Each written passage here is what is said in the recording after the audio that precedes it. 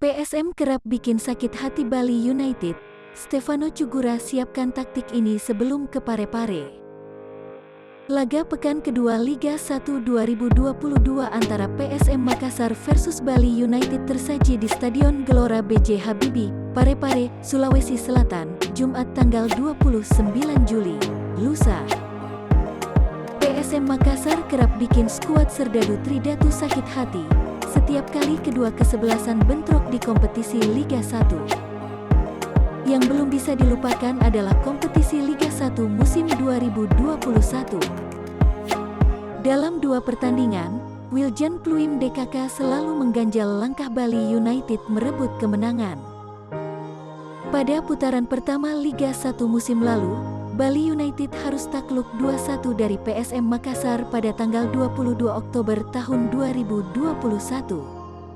Pada putaran kedua yang berlangsung tanggal 7 Februari tahun 2022, PSM menahan imbang Bali United dengan skor 2-2.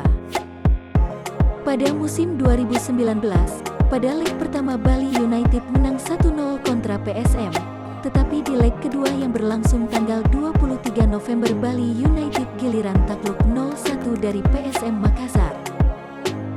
Pada musim 2018, pada leg pertama tanggal 11 Juli tahun 2018, Bali United menang 2-0 kontra PSM.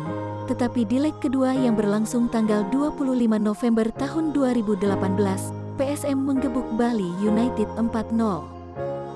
Pelatih Stefano Teko Cugura harus memperbaiki catatan minor Bali United setiap bentrok kontra PSM Makassar agar tetap bisa bertahan di papan atas Liga 1. Bali United punya modal kuat setelah pada laga sebelumnya berhasil mengalahkan tim bertabur bintang, Persija dengan skor 1-0.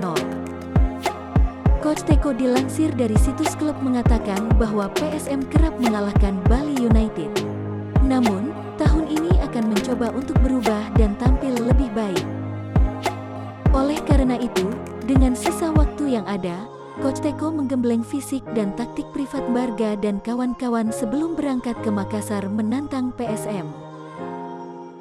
Berbagai menu latihan telah dijalankan oleh penggawa Serdadu Tridatu mulai dari recovery hingga taktikal sebelum terbang menuju Parepare.